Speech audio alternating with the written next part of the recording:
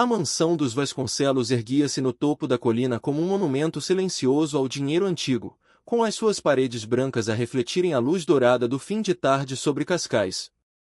Os carros chegavam em fila ordenada, conduzidos por motoristas de uniforme que conheciam bem o ritual daquelas noites. Homens de fato escuro e mulheres em vestidos de seda desciam com passos calculados, cumprimentando-se com beijos no ar e sorrisos ensaiados. O jardim tinha sido preparado com mesas redondas cobertas de linho branco, e os candeeiros pendurados nas árvores criavam uma atmosfera que oscilava entre a elegância e a encenação. Helena Vasconcelos tinha organizado aquele jantar beneficente como fazia todos os anos, embora todos soubessem que a beneficência era apenas o pretexto para reunir os nomes certos no mesmo lugar. Helena observava os convidados a partir da varanda do primeiro andar, com uma taça de champanhe na mão que mal tocava. Aos 52 anos, mantinha a postura rígida de quem aprendeu cedo que a vulnerabilidade é um luxo que os ricos não se podem permitir. O vestido azul escuro caía-lhe pelo corpo com a precisão de quem paga alfaiates para eliminar qualquer imperfeição. Os olhos, de um castanho quase negro, percorriam os rostos lá embaixo como quem avalia a mercadoria. Conhecia-os a todos. Sabia quais tinham dívidas escondidas, quais traíam os cônjuges, quais fingiam amizade enquanto aguardavam o momento certo para atacar. Naquele mundo, a confiança era uma moeda desvalorizada. O jantar decorreu com a previsibilidade habitual. Discursos sobre solidariedade, aplausos educados, promessas de donativos que seriam esquecidas antes do fim da semana. Helena sentava-se à cabeceira da mesa principal, respondendo às conversas com frases curtas e sorrisos que nunca chegavam aos olhos.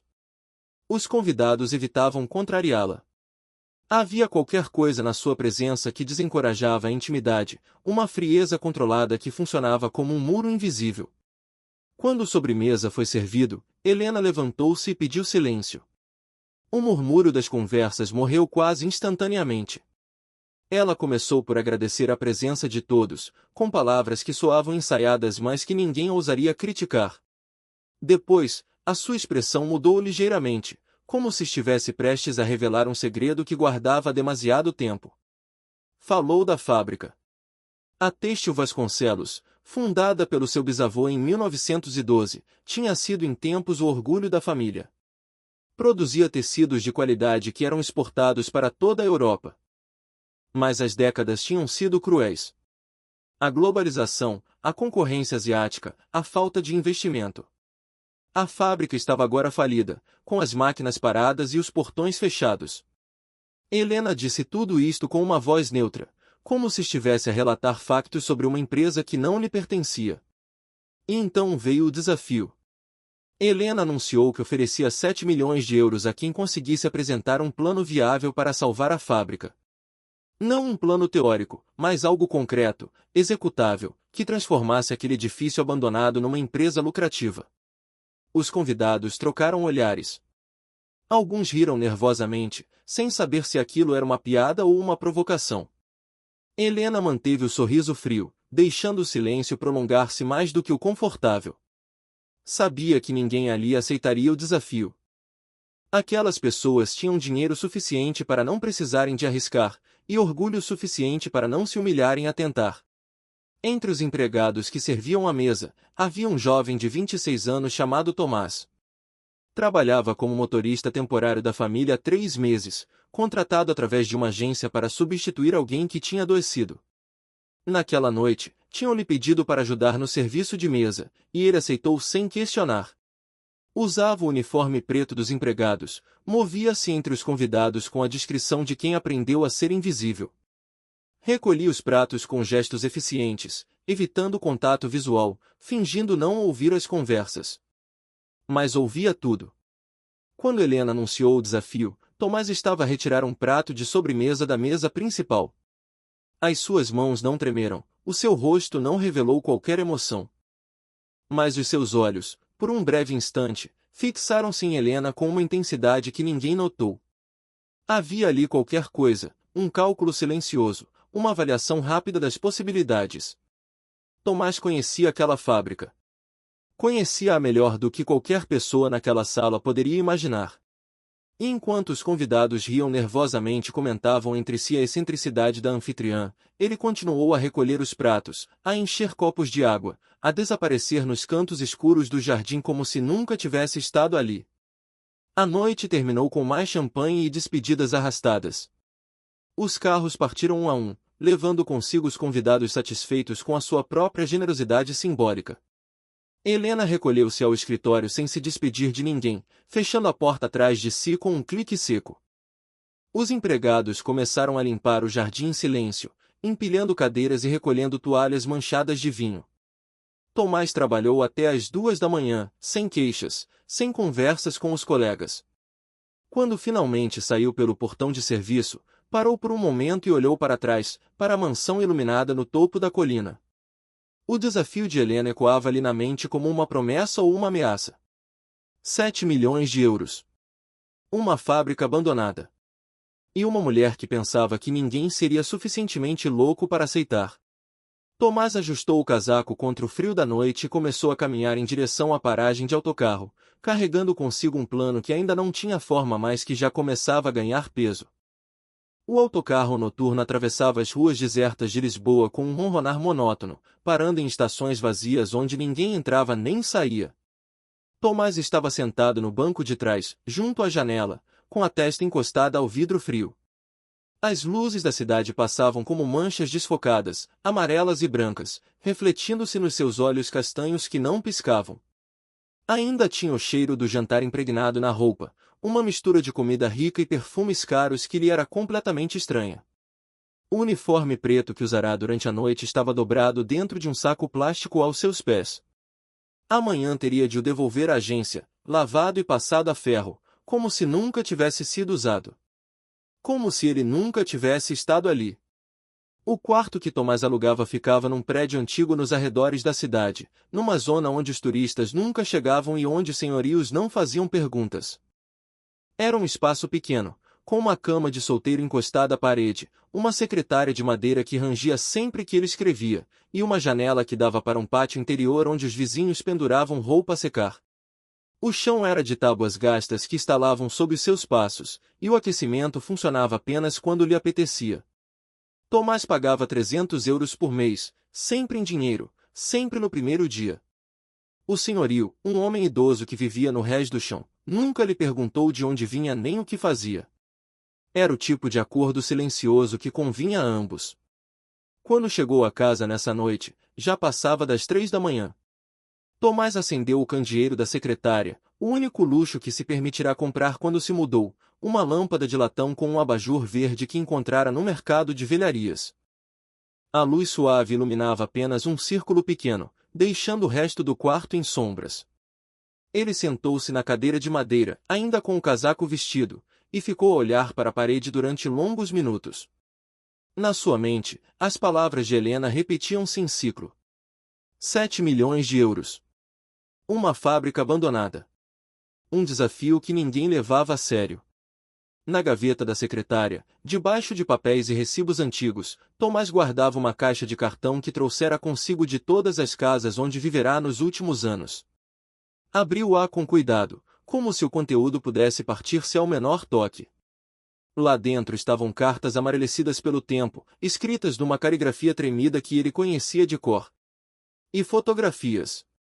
Dezenas de fotografias a preto e branco e a cores desbotadas, mostrando uma mulher em diferentes fases da vida. Jovem e sorridente à porta de uma fábrica. De meia idade, com um avental manchado de trabalho. Idosa, sentada numa cadeira junto à janela de um hospital, com os olhos já turvos mas ainda fixos na câmara. A sua avó. A mulher que o criou quando os pais desapareceram, que lhe ensinou a ler e a contar, que lhe contou histórias sobre máquinas de tecelagem e sobre o orgulho de fazer algo com as próprias mãos. Tomás pegou numa das fotografias mais antigas, aquela em que a avó aparecia à porta da Têxtil Vasconcelos, no dia em que foi contratada. Tinha 18 anos na altura, o cabelo apanhado num lenço, o sorriso de quem acredita que o trabalho dignifica. Trabalhou ali durante 40 anos. 40 anos a operar máquinas, a cumprir horários, a aceitar salários que mal chegavam para pagar as contas. E no fim, quando a produção foi reduzida e os lucros já não satisfaziam os donos, foi despedida com um aperto de mão e uma carta de agradecimento que não valia o papel em que estava escrita. Sem indenização. Sem aviso prévio. Sem dignidade. Ele pousou a fotografia sobre a secretária e abriu um caderno de capa preta que usava para tomar notas. As páginas estavam cheias de apontamentos sobre engenharia industrial, diagramas de processos de produção, cálculos de eficiência energética. Tomás tinha estudado engenharia durante 4 anos, faltando apenas um semestre para terminar o curso quando a avó adoeceu. Deixou tudo para cuidar dela. Não havia mais ninguém. Os médicos diziam que era uma questão de meses, talvez semanas. Foram 2 anos. 2 anos em que ele trabalhou em empregos temporários durante o dia e passava as noites ao lado dela, ouvindo-a respirar com dificuldade, vendo-a definhar sem poder fazer nada. Nessa noite, depois do jantar em Cascais, Tomás começou a escrever. Não um plano completo, ainda não tinha informação suficiente para isso, mas ideias soltas que lhe vinham à mente como fragmentos de um puzzle. A fábrica precisava de um novo modelo de negócio. Os métodos antigos já não funcionavam no mercado globalizado. Mas havia algo que as grandes empresas asiáticas não conseguiam replicar: a tradição, o artesanato, a história. Se a Têxtil Vasconcelos pudesse ser reinventada como uma marca de nicho, focada em qualidade e sustentabilidade, talvez houvesse uma hipótese. Pequena, improvável, mas real. As horas passaram sem que ele desse por isso. A luz do amanhecer começou a filtrar-se pela janela, cinzenta e hesitante, iluminando o quarto com uma claridade pálida. Tomás não dormira.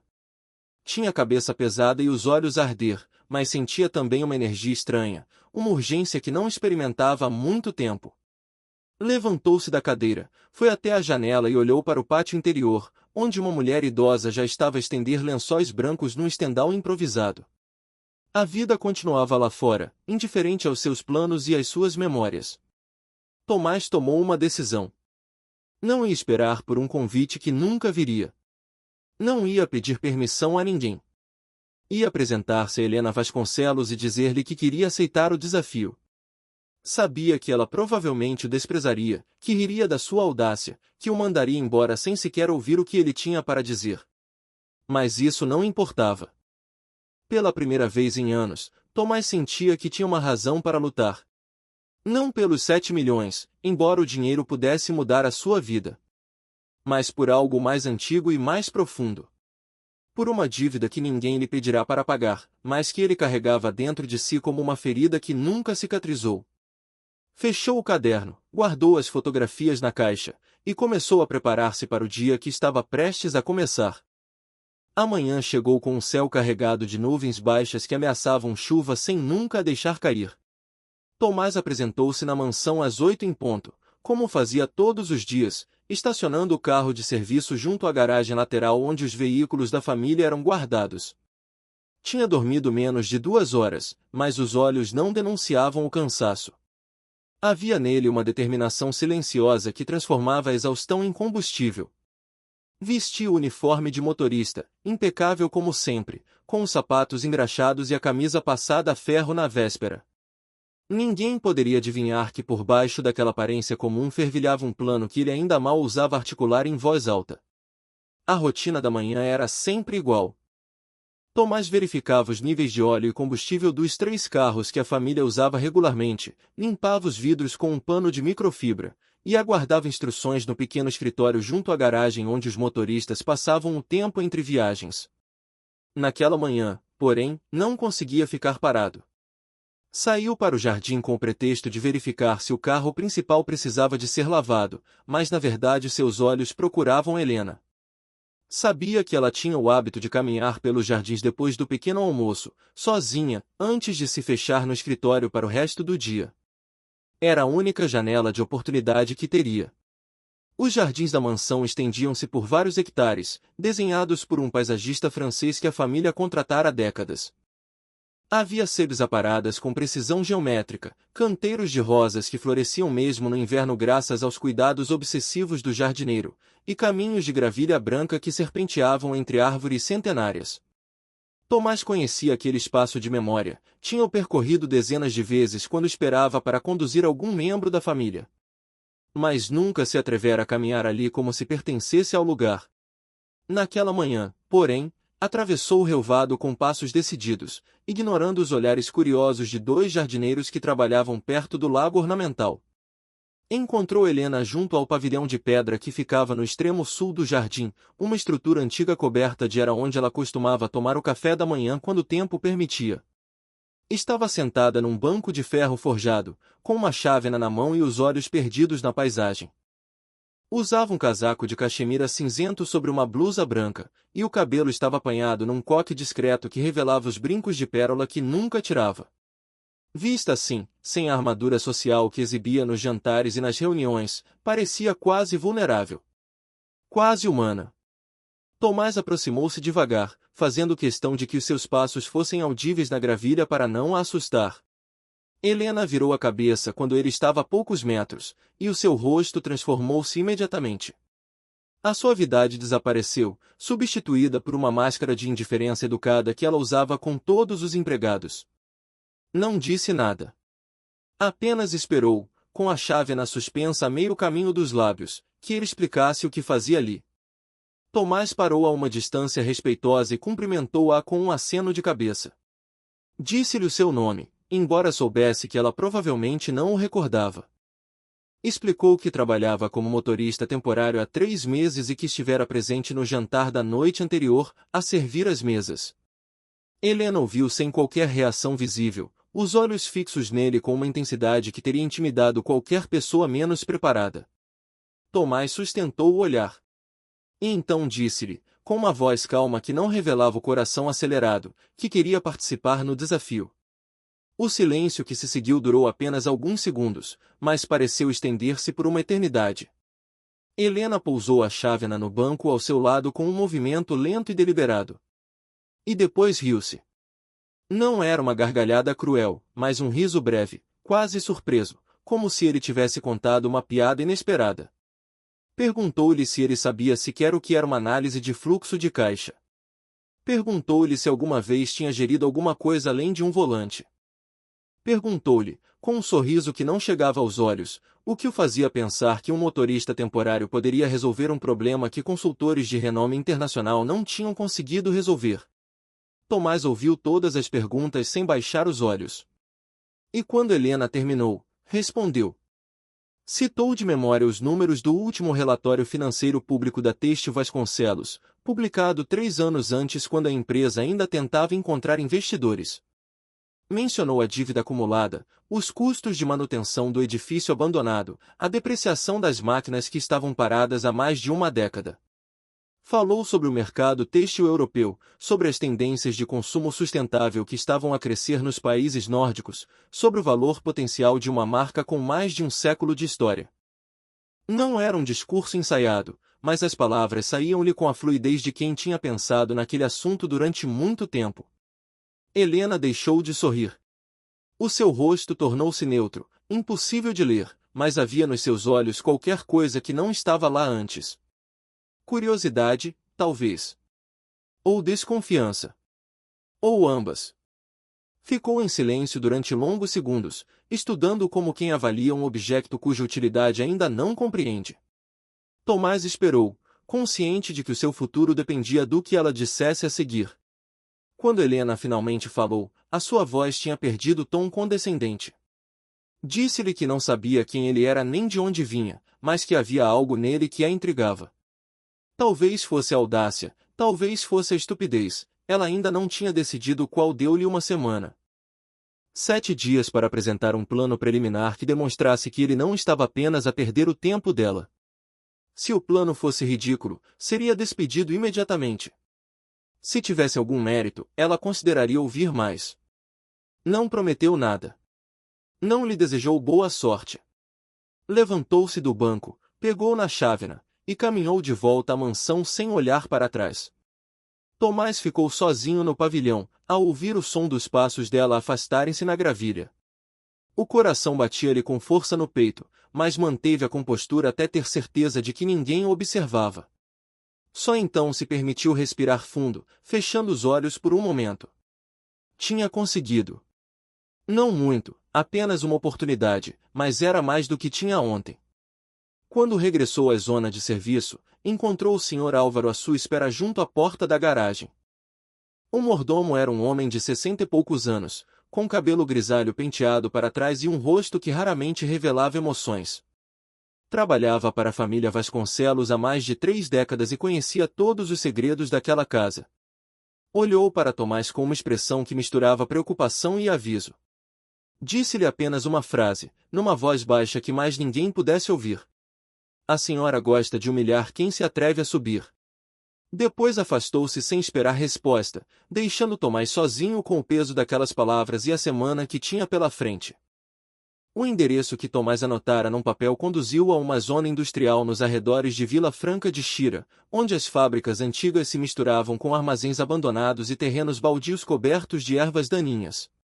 O autocarro deixou-o numa paragem solitária junto a uma rotunda sem sinalização, e ele caminhou os últimos 500 metros sob um céu cinzento que parecia prestes a desabar. O ar cheirava a umidade e a ferrugem, um odor familiar que lhe trazia memórias de infância, de tardes passadas à espera da avó à porta de edifícios semelhantes àquele que agora procurava. A Têxtil Vasconcelos surgiu ao virar de uma esquina, erguendo-se por trás de um muro de betão coberto de grafitis desbotados. O portão principal estava fechado com uma corrente enferrujada e um cadeado que já ninguém se lembrava de abrir. Tomás contornou o perímetro até encontrar uma abertura na vedação lateral, um buraco suficientemente grande para passar um homem, que alguém tinha cortado há muito tempo e que nunca fora reparado. Hesitou por um momento, consciente de que estava a entrar numa propriedade privada sem autorização. Mas Helena dera-lhe uma semana para apresentar um plano, e ele não podia fazer isso sem ver o que restava daquele lugar. O edifício principal era uma estrutura de tijolo vermelho com 3 andares, construída no estilo industrial do início do século XX. As janelas do resto do chão estavam tapadas com placas de madeira, mas as dos andares superiores ainda deixavam passar luz, embora muitas tivessem os vidros partidos. A chaminé que em tempos expelia fumo negro erguia-se contra o céu como um monumento a uma era que já não existia. Havia qualquer coisa de majestoso naquela ruína, uma dignidade silenciosa que resistia ao abandono e à passagem dos anos. Tomás empurrou uma porta lateral que cedeu com um gemido de dobradiças oxidadas. O interior cheirava a pó e a mofo, um odor denso que se agarrava às narinas e à roupa.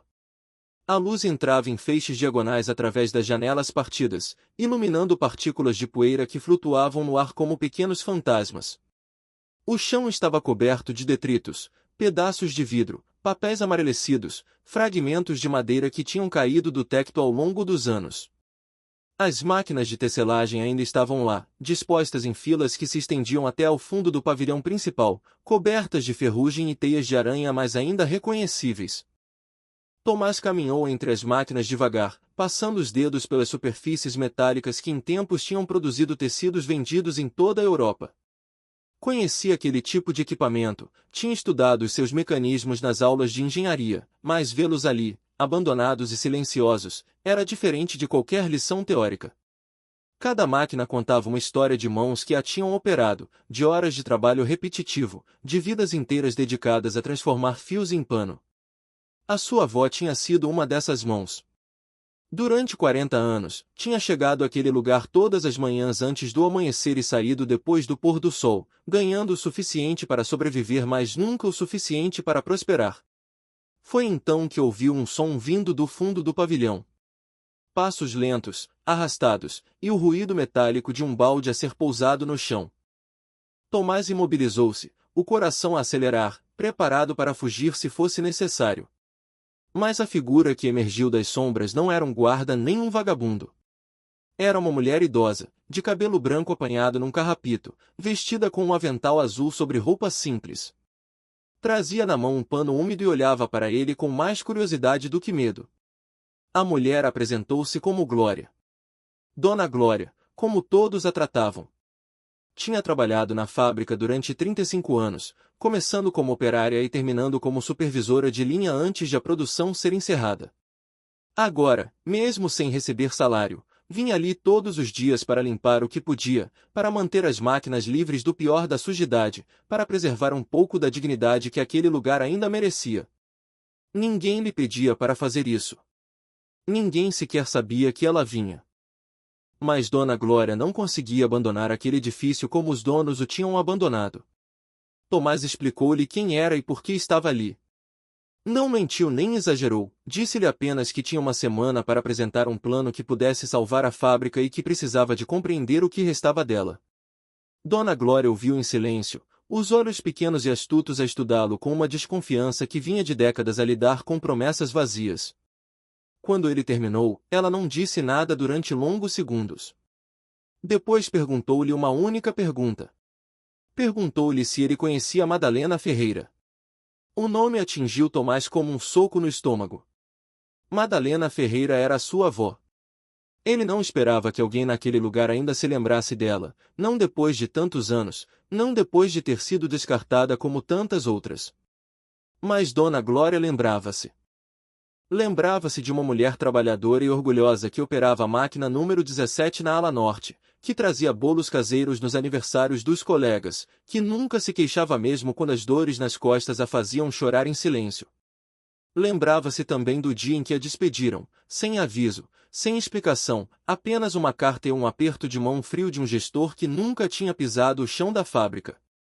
Tomás sentou-se num caixote de madeira e contou a Dona Glória a verdade.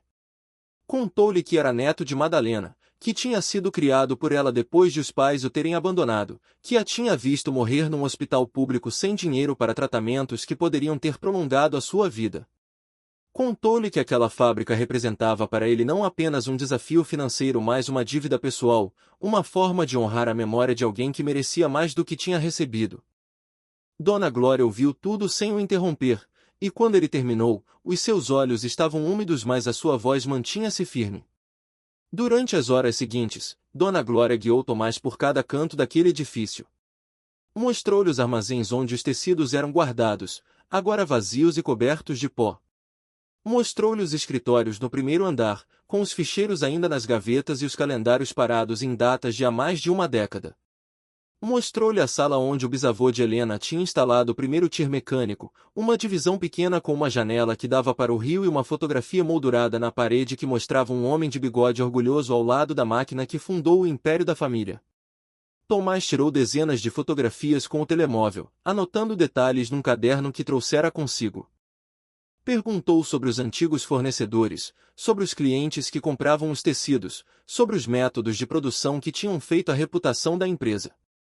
Dona Glória respondeu a tudo com uma memória surpreendente, recitando nomes e números como se os anos de abandono não tivessem apagado nada. Havia ali, naquele edifício em ruínas, mais conhecimento do que em qualquer relatório de consultoria. E Tomás começava a perceber que salvar a fábrica não seria apenas uma questão de dinheiro. Seria uma questão de recuperar algo que se tinha perdido, uma ligação entre o passado e o futuro que ainda não estava completamente quebrada. Quando saiu da fábrica ao fim da tarde, o céu tinha escurecido e uma chuva fina começava a cair. Tomás caminhou até a paragem de autocarro com o caderno debaixo do casaco para o proteger da umidade. Sentia-se exausto mas também estranhamente vivo, como se aquelas horas passadas entre máquinas enferrujadas e memórias antigas tivessem acendido dentro dele uma chama que julgava extinta. Dona Glória tinha lhe prometido voltar no dia seguinte, e no outro, e em todos os dias que fossem necessários. Pela primeira vez desde que aceitara o desafio, Tomás não estava sozinho. Beatriz Vasconcelos chegou a Cascais num voo de Londres que aterrou em Lisboa ao início da tarde, trazendo consigo apenas uma mala de mão e a determinação de passar o menor tempo possível na casa da mãe. Tinha 23 anos, cabelo castanho cortado à altura dos ombros, e vestia roupas que Helena considerava demasiado simples para alguém da sua posição. Calças de ganga, uma camisola de lã grossa comprada numa loja de segunda mão, e sapatilhas gastas que já tinham percorrido metade da Europa. Não usava maquilhagem nem joias, recusando-se a carregar os símbolos de uma riqueza que considerava mais um fardo do que um privilégio. O motorista que a foi buscar ao aeroporto não era Tomás, mas um homem mais velho que trabalhava para a família há anos e que sabia que não devia fazer perguntas. Beatriz sentou-se no banco de trás em silêncio, olhando pela janela enquanto o carro atravessava as ruas de Lisboa em direção à costa. Conhecia aquele trajeto de memória, tinha-o feito centenas de vezes ao longo da vida, mas cada regresso à casa sentia-se como uma pequena derrota. Tinha jurado a si mesma que construiria uma vida independente, longe do dinheiro e das expectativas da família. E no entanto, ali estava ela, convocada por uma mensagem seca da mãe que não explicava nada mais que exigia tudo. A relação entre Beatriz e Helena tinha começado a deteriorar-se ainda na adolescência, quando a filha começou a questionar as escolhas da mãe com uma frontalidade que ninguém mais ousava. Perguntava por que é que precisavam de 3 carros quando só havia 2 pessoas a viver na casa. Perguntava por que é que os empregados eram tratados com uma frieza que roçava o desprezo. Perguntava por que é que a mãe nunca falava do pai, nem das razões que o tinham levado a abandoná-las quando Beatriz tinha apenas 5 anos. Helena respondia a estas perguntas com silêncios gelados ou com frases cortantes que encerravam qualquer possibilidade de diálogo. Com o tempo, as duas aprenderam a evitar-se, ocupando espaços diferentes da mesma casa, partilhando refeições onde as palavras eram tão raras quanto os sorrisos. Beatriz estudará design sustentável em Londres, escolhendo deliberadamente um curso que a mãe considerava inútil e pouco prático. Tinha se apaixonado pela ideia de criar coisas belas que não destruíssem o planeta, de encontrar formas de produzir que respeitassem tanto as pessoas como o ambiente. Os seus professores elogiavam o seu talento e a sua dedicação, mas Beatriz sabia que havia sempre uma sombra sobre o seu trabalho. Era filha de Helena Vasconcelos, a herdeira de uma fortuna construída sobre práticas que ela agora criticava. Por mais que tentasse distanciar-se, o nome da família seguia-a como uma marca invisível que ela não conseguia apagar. Quando chegou à mansão, Helena não estava à sua espera. A empregada informou-a de que a senhora estava numa reunião no escritório e que haveria ao jantar. Beatriz não ficou surpreendida. Era assim que as coisas funcionavam naquela casa, os negócios sempre em primeiro lugar, as pessoas sempre em segundo. Subiu ao seu antigo quarto, um espaço amplo decorado com um gosto que já não reconhecia como seu, e deixou a mala num canto sem a abrir. Precisava de ar. Precisava de sair daquelas paredes que pareciam apertar-se à sua volta a cada minuto que passava. Foi então que viu Tomás. Estava no jardim, junto ao pavilhão de pedra, sentado num banco com um caderno aberto sobre os joelhos. Escrevia com uma concentração intensa, alheio ao mundo à sua volta, parando apenas para consultar o telemóvel ou para olhar para o horizonte como se procurasse respostas no céu nublado. Beatriz observou-o da janela durante alguns minutos, intrigada. Não reconhecia aquele rosto entre os empregados habituais, e havia algo na sua postura que não correspondia ao perfil típico dos funcionários da família. Uma tensão contida, uma energia que parecia prestes a transbordar. Desceu ao jardim sem saber bem por quê, guiada por uma curiosidade que raramente sentia em relação às pessoas que trabalhavam para a mãe. Aproximou-se do pavilhão com passos lentos, e Tomás levantou os olhos quando ela estava a poucos metros. Houve um momento de reconhecimento mútuo, aquele instante breve em que 2 estranhos se avaliam e decidem se vale a pena continuar. Beatriz viu nos olhos dele uma cautela que espelhava a sua própria. Tomás viu nela algo que não esperava encontrar numa Vasconcelos, uma inquietação genuína, uma recusa em aceitar as coisas como eram. Beatriz perguntou-lhe quem ele era. Tomás respondeu com a verdade parcial que se tornará o seu escudo, disse que era motorista temporário e que estava a trabalhar num projeto para a família. Ela insistiu, querendo saber que projeto poderia levar o motorista a sentar-se no jardim a tomar notas como se fosse um consultor. Tomás hesitou. Não sabia se podia confiar naquela mulher que era filha da pessoa que tinha o poder de destruir os seus planos com uma única palavra. Mas havia algo na forma como ela o olhava, sem a condescendência que encontrava nos outros membros daquela classe, que o fez arriscar. Contou-lhe sobre o desafio. Contou-lhe sobre a fábrica, sobre a visita que fizera no dia anterior, sobre as ideias que começavam a tomar forma no seu caderno.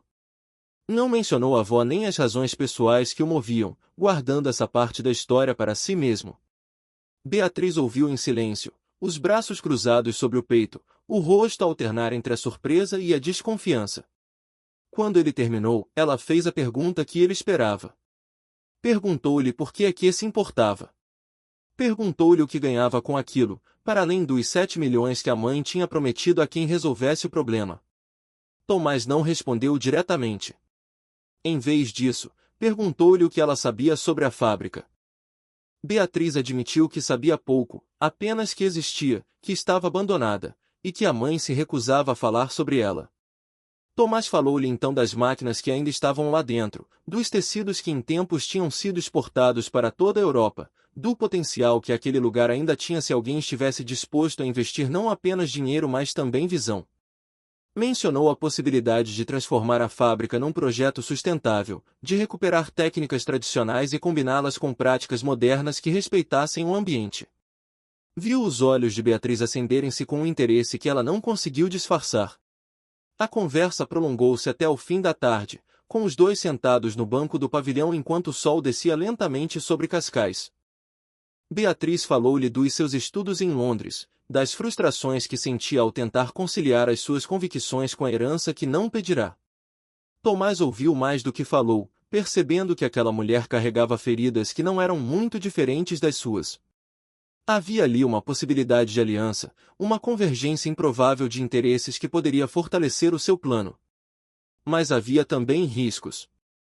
Beatriz era filha de Helena, e a lealdade familiar era uma força imprevisível que ele não podia subestimar. Quando se despediram, o céu já escurecera e as luzes da mansão começavam a acender-se uma a uma. Beatriz ofereceu-se para ajudar, não com uma promessa vaga mas com um compromisso concreto. Disse-lhe que tinha contactos em Londres, pessoas que trabalhavam com marcas sustentáveis e que poderiam interessar-se por um projeto como aquele. Tomás agradeceu com um aceno de cabeça, sem efusões nem palavras a mais. Na janela do primeiro andar, uma cortina moveu-se ligeiramente. Helena observava a conversa em silêncio, o rosto oculto nas sombras do escritório, registrando tudo sem revelar nada do que pensava. A sala de reuniões da mansão ficava no primeiro andar, uma divisão ampla com paredes forradas a madeira escura e janelas altas que davam para o jardim. Uma mesa oval de mogno ocupava o centro do espaço, rodeada por cadeiras estofadas em couro verde que tinham pertencido ao bisavô de Helena e que ela mantinha como símbolo de uma continuidade que, na verdade, já não existia. Era naquela sala que se tomavam as decisões importantes da família, onde advogados e consultores apresentavam relatórios que raramente continham boas notícias, onde Helena exercia o seu poder com a precisão fria de quem aprendeu que a vulnerabilidade é um luxo que os ricos não se podem permitir. Tomás entrou na sala às 10 da manhã de uma quinta-feira cinzenta, carregando uma pasta de cartolina que continha o esboço do seu plano. Tinha trabalhado durante 4 dias consecutivos, dormindo apenas algumas horas por noite, transformando as notas soltas do seu caderno num documento que tentava ser simultaneamente visionário e pragmático. Dona Glória tinha-lhe fornecido informações preciosas sobre os processos de produção e os antigos fornecedores. Beatriz tinha-lhe enviado por e-mail uma lista de contactos em Londres e algumas ideias sobre posicionamento de marca que ele incorporara no plano. Mas agora, de pé à entrada daquela sala onde Helena o esperava sentada à cabeceira da mesa, Tomás sentia o peso de tudo que ainda não sabia e de tudo que poderia correr mal. Helena fez-lhe sinal para se sentar, apontando para uma cadeira no extremo oposto da mesa, a uma distância que tornava qualquer conversa num exercício de projeção vocal. Não ofereceu água nem café, não perguntou como ele estava nem fez qualquer comentário sobre o tempo ou outros assuntos triviais. Disse-lhe apenas que tinha 15 minutos para apresentar o que tinha preparado e que esperava que não fosse uma perda de tempo para ambos. Tomás assentiu e abriu a pasta, espalhando sobre a mesa os documentos que organizara com cuidado na noite anterior. Começou por falar da história da fábrica, não a história oficial que aparecia nos relatórios da empresa, mas a história humana que tinha descoberto através de Dona Glória. Falou dos trabalhadores que tinham dedicado vidas inteiras àquele lugar, das técnicas artesanais que se tinham perdido quando a produção foi mecanizada, do conhecimento que ainda existia nas mãos de pessoas como a antiga supervisora que continuava a visitar o edifício abandonado todos os dias. Helena ouviu sem qualquer expressão no rosto, os dedos entrelaçados sobre a mesa, os olhos fixos em Tomás com uma intensidade que ele sentia como um peso físico. Passou depois a sua proposta concreta. Explicou que o mercado têxtil tradicional estava saturado e que competir com a produção asiática em termos de preço era uma batalha perdida à partida. Mas havia um segmento em crescimento que a Têxtil Vasconcelos poderia ocupar, o mercado de produtos sustentáveis e artesanais dirigido a consumidores europeus dispostos a pagar mais por qualidade e autenticidade. Propôs reativar a fábrica com um modelo de produção limitada, focado em tecidos de alta qualidade feitos com métodos tradicionais e materiais orgânicos. Mencionou parcerias possíveis com cooperativas locais de produtores de lã e algodão, e uma estratégia de marketing que valorizasse a história centenária da empresa como diferencial competitivo. Helena deixou-o falar durante 10 minutos sem o interromper. Quando ele fez uma pausa para mostrar algumas projeções financeiras que tinha esboçado, ela levantou finalmente a mão num gesto que o fez parar a meio de uma frase. O silêncio que se seguiu durou apenas alguns segundos, mas Tomás sentiu estender-se como uma eternidade. Depois, Helena começou a falar, e cada palavra que pronunciou foi como uma pedra atirada contra o castelo de cartas que ele tinha construído. Disse-lhe que as suas projeções eram ingênuas e que ignoravam os custos reais de reativação de uma fábrica parada há mais de uma década. Disse-lhe que o mercado sustentável, embora em crescimento, era dominado por marcas estabelecidas com orçamentos de marketing que a Têxtil Vasconcelos não tinha nem teria nos próximos anos. Disse-lhe que as cooperativas locais que ele mencionava eram instáveis e pouco fiáveis, incapazes de garantir a consistência de fornecimento que uma produção regular exigia. Disse-lhe que ele não tinha contactos, não tinha experiência, não tinha credenciais que justificassem confiar-lhe a gestão de um projeto desta dimensão. Disse-lhe tudo isto com uma voz calma e medida, sem crueldade mas também sem piedade, desmontando cada argumento com a eficiência de quem já tinha ouvido propostas semelhantes dezenas de vezes. Tomás ouviu tudo sem baixar os olhos, embora sentisse o rosto aquecer e as mãos a tremer ligeiramente debaixo da mesa. Parte de si queria levantar-se e sair daquela sala, abandonar aquele projeto absurdo e voltar à sua vida anônima de empregos temporários e quartos alugados. Mas outra parte, a parte que carregava a memória da avó e a promessa silenciosa que fizera a si mesmo, recusava-se a ceder. Quando Helena terminou a sua lista de objeções, Tomás pediu permissão para responder. Ela acenou afirmativamente, um gesto mínimo que poderia significar curiosidade ou apenas tédio. Tomás não tentou refutar as críticas dela ponto por ponto. Em vez disso, reconheceu que tinha razão em muitas delas. Admitiu que as suas projeções eram preliminares e que precisavam de ser refinadas com dados mais precisos. Admitiu que não tinha experiência em gestão empresarial e que precisaria de ajuda em áreas que não dominava. Mas disse-lhe também que nenhum consultor de renome internacional tinha conseguido resolver o problema precisamente porque todos abordavam a fábrica como um ativo financeiro a ser otimizado, ignorando a dimensão humana e histórica que poderia ser a sua maior força. Pediu-lhe mais tempo. Pediu-lhe acesso aos arquivos financeiros da empresa para poder elaborar projeções mais realistas. Pediu-lhe uma oportunidade de provar que estava errada. Helena levantou-se da cadeira sem responder, caminhou até a janela e ficou a olhar para o jardim durante longos segundos. Tomás esperou em silêncio, consciente de que o seu destino dependia do que ela dissesse a seguir. Quando finalmente se virou, o seu rosto não revelava qualquer emoção. Disse-lhe que não lhe daria acesso aos arquivos financeiros. Disse-lhe que o prazo de uma semana se mantinha e que esperava um plano final até domingo. Disse-lhe que podia sair. Tomás recolheu os documentos em silêncio e deixou a sala sem olhar para trás, sentindo o peso da derrota instalar-se nos seus ombros como uma capa de chumbo. Nessa noite, quando já passava das 11 e a mansão estava mergulhada em silêncio, Tomás sentou-se no banco do jardim onde costumava tomar notas. A lua estava encoberta por nuvens e o ar tinha o cheiro úmido de chuva iminente. Pensou em desistir. Pensou em fazer as malas e voltar a Lisboa, procurar outro emprego temporário, esquecer aquele desafio impossível que só lhe tinha trazido humilhação. Foi então que ouviu passos na gravilha. Beatriz aproximou-se com um casaco sobre os ombros e uma pasta de documentos debaixo do braço. Sentou-se ao lado dele sem dizer nada e abriu a pasta sobre o banco. Lá dentro estavam papéis amarelecidos pelo tempo, alguns com mais de 20 anos.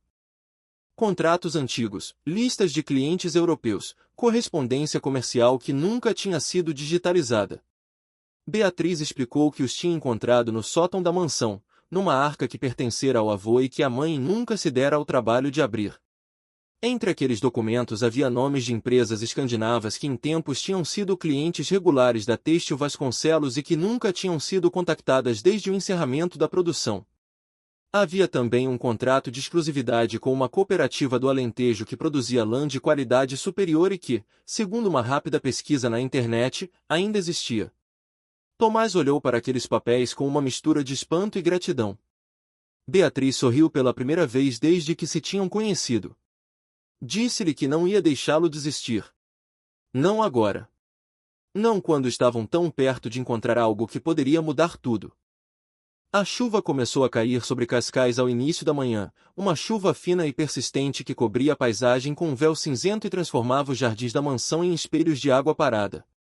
Tomás passou o dia na fábrica com Dona Glória, examinando os documentos que Beatriz lhe tinha entregue e tentando cruzar as informações antigas com a realidade atual do mercado. Mas a sua mente estava dividida, parte focada nos números e nas projeções, parte ocupada com uma pergunta que não conseguia afastar. Por que é que Helena Vasconcelos, uma mulher que controlava todos os aspectos do seu império com mão de ferro, tinha abandonado aquela fábrica ao esquecimento durante tantos anos? Havia ali algo que não fazia sentido, uma peça do puzzle que ele ainda não conseguia encaixar. Foi Dona Glória quem começou a revelar fragmentos da resposta. Estavam sentados no antigo escritório do primeiro andar, rodeados de ficheiros empoeirados e fotografias que ninguém olhava há décadas, quando Tomás lhe perguntou diretamente o que sabia sobre a relação de Helena com aquele lugar. A velha supervisora hesitou durante longos segundos, os olhos fixos numa fotografia moldurada que mostrava um homem de meia-idade ao lado de um tir mecânico. Depois suspirou e começou a falar, a voz baixa como se receasse que as paredes pudessem ouvir segredos que guardavam há demasiado tempo. O homem da fotografia era Augusto Vasconcelos, o pai de Helena. Tinha herdado a fábrica do próprio pai e dedicara-lhe a vida inteira, passando mais horas naquele edifício do que em casa com a família. Dona Glória lembrava-se dele com uma clareza surpreendente, um homem alto e magro com mãos grandes de trabalhador que conhecia cada máquina pelo nome e tratava os operários com um respeito que era raro entre os patrões da época. Mas lembrava-se também de outra coisa, de uma menina de cabelo escuro que aparecia às vezes à porta da fábrica ao fim da tarde, esperando pelo pai que raramente tinha tempo para ela. Helena crescera à sombra daquele edifício, competindo pela atenção de um homem que parecia amar as máquinas mais do que a própria filha. Dona Glória contou que havia às vezes sentada no banco junto ao portão, a fazer os trabalhos de casa enquanto esperava horas para que o pai terminasse mais uma reunião ou resolvesse mais uma crise de produção. Augusto não era um mau homem, mas era um homem ausente, consumido por uma obsessão que não deixava espaço para mais nada. A mãe de Helena tinha morrido quando ela era ainda criança, e o pai nunca soubera como preencher esse vazio. A fábrica tornou-se ao mesmo tempo a rival e a substituta, o lugar que roubava o pai mas que também era a única ligação que restava entre eles. Tomás ouvia em silêncio, começando a compreender dimensões de Helena que nunca tinha suspeitado. Perguntou o que tinha acontecido a Augusto, e Dona Glória baixou os olhos antes de responder. Morreu há 25 anos, disse ela, de um ataque cardíaco fulminante. Estava no escritório da fábrica quando aconteceu, sozinho, a trabalhar até tarde como fazia sempre. Encontraram-no na manhã seguinte, caído junto à secretária com papéis espalhados à sua volta. Helena tinha 27 anos na altura e estava casada há pouco tempo com um homem que todos pensavam ser a escolha perfeita. Herdou tudo, a mansão, as contas bancárias, e a fábrica que o pai amara mais do que a ela. Mas Helena nunca mais pôs os pés naquele edifício. Dona Glória contou que nos primeiros meses após a morte de Augusto, a nova dona enviava gestores e consultores para avaliar a situação, mas ela própria recusava-se a aparecer. Com o tempo, as visitas dos representantes tornaram-se menos frequentes, os investimentos secaram, e a fábrica começou a definhar lentamente como um corpo a quem cortaram o fornecimento de sangue. Os trabalhadores foram sendo despedidos em vagas sucessivas, primeiro os mais novos, depois os mais antigos, até não restar quase ninguém. Dona Glória sobrevivera a todos os cortes, talvez porque ninguém se lembrava de que ela ainda existia, talvez porque Helena sentia uma culpa que nunca admitia e que a impedia de eliminar completamente o último vestígio humano daquele lugar. Tomás levantou-se e caminhou até a janela, olhando para o pátio interior onde a chuva continuava a cair. Começava a perceber que o desafio que Helena lançara no jantar beneficente não era apenas um capricho de mulher rica. Era um teste, talvez a si mesma mais do que aos outros, uma forma de confrontar uma ferida que supurava décadas sem nunca ter sido tratada. A fábrica representava para ela não apenas um fracasso financeiro, mas uma acusação silenciosa, a prova de que tinha falhado onde o pai tinha dedicado a vida, o lembrete constante de uma relação que nunca teve a oportunidade de reparar. Nessa tarde, quando regressou à mansão, Tomás procurou o Sr. Álvaro. O mordomo estava na despensa, a verificar o inventário de vinhos com a meticulosidade que aplicava a todas as suas tarefas. Tomás pediu-lhe alguns minutos e o homem acenou afirmativamente, fechando o caderno de anotações e conduzindo-o até uma pequena sala adjacente à cozinha onde os empregados faziam as suas pausas. Sentaram-se frente a frente numa mesa de madeira simples, e Tomás perguntou-lhe o que sabia sobre Helena e sobre o passado da família. Álvaro trabalhava para os Vasconcelos há 34 anos. Tinha começado como ajudante de jardineiro quando Augusto ainda era vivo e tinha subido gradualmente até a posição de mordomo, testemunhando de perto as transformações da família ao longo das décadas. Falou de Helena com uma mistura de respeito e compaixão que surpreendeu Tomás. Disse que a senhora não era uma má pessoa, embora muitos a julgassem assim. Era uma pessoa magoada que construíra muros tão altos à sua volta que já não sabia como derrubá-los. Contou-lhe sobre o casamento de Helena, uma união que começara com promessas de felicidade e terminara em traição e abandono. O marido, um homem de família respeitável que todos consideravam um excelente partido, revelou-se um jogador compulsivo que dilapidou parte da fortuna da esposa antes de a deixar por uma mulher mais nova. Beatriz tinha 5 anos quando o pai desapareceu, e Helena nunca mais permitiu que o seu nome fosse pronunciado dentro daquela casa. Tornou-se ainda mais fechada, ainda mais controladora, transformando a frieza numa armadura que a protegia de novas desilusões. Tomás compreendia agora por que é que Helena reagia com tanta hostilidade a qualquer tentativa de aproximação. Tinha sido abandonada pelo pai emocionalmente e pelo marido fisicamente, e aprenderá que confiar nos outros era um risco que não valia a pena correr.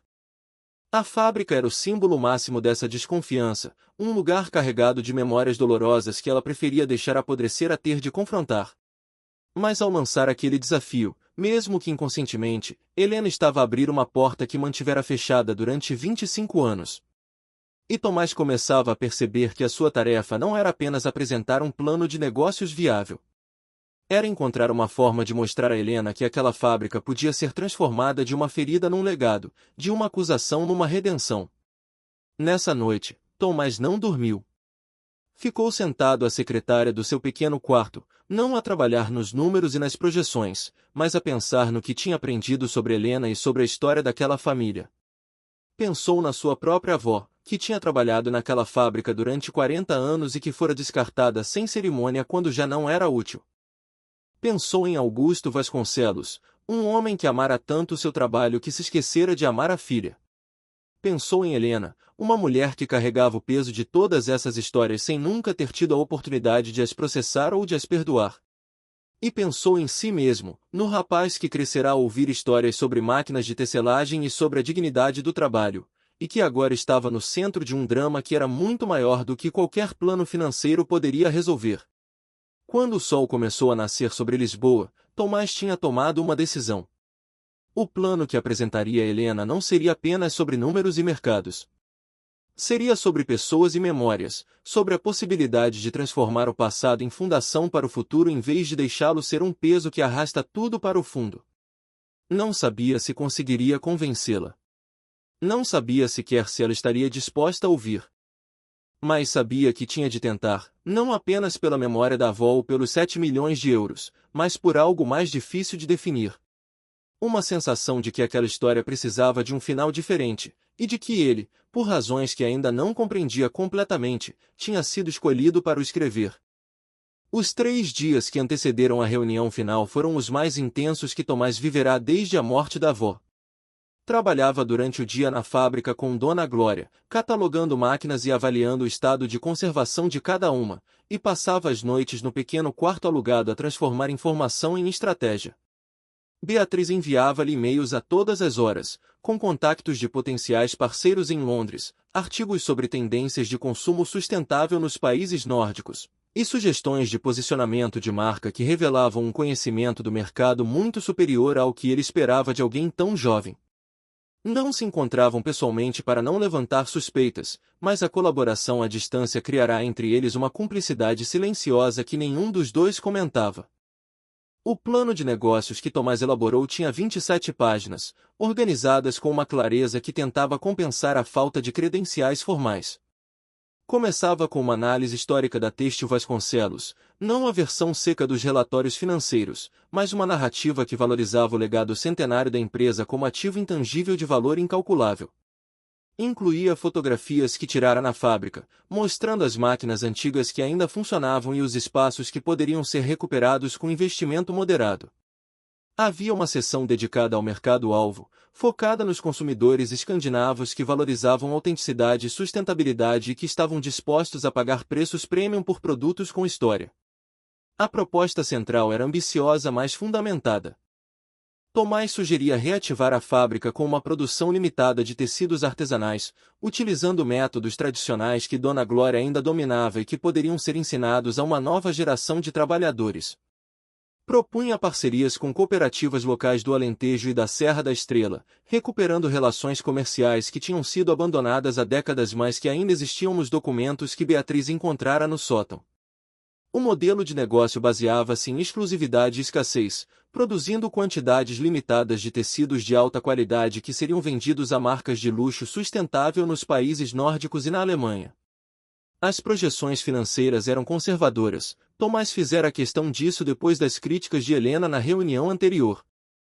Estimava que a fábrica precisaria de um investimento inicial de 2 milhões de euros para reabrir, cobrindo a reparação das máquinas, a adequação das instalações às normas atuais, e os custos operacionais dos primeiros 18 meses. O ponto de equilíbrio seria atingido no terceiro ano, e a partir do quinto ano a empresa geraria lucros modestos mais sustentáveis. Não eram números impressionantes para quem estava habituado a pensar em milhões, mas eram números reais, baseados em dados concretos e em pressupostos que podiam ser verificados.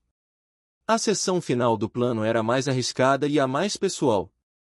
Tomás incluíra uma proposta de recontratação dos antigos trabalhadores que ainda estivessem disponíveis, ou dos seus filhos e netos que tivessem interesse em aprender os ofícios tradicionais. Mencionava especificamente Dona Glória como candidata ideal para supervisora de produção, argumentando que o seu conhecimento das máquinas e dos processos era insubstituível. E sugeria que a marca renovada da Têxtil Vasconcelos incluísse uma referência explícita à história dos trabalhadores que a tinham construído, transformando o que poderia ser visto como um passivo social num diferencial de marketing. A reunião estava marcada para as 3 da tarde de domingo, na mesma sala onde Helena humilhara dias antes. Tomás chegou 1 hora mais cedo, vestindo a única camisa formal que possuía e carregando uma pasta com 3 cópias do plano impresso em papel de qualidade que comprará com dinheiro que não tinha.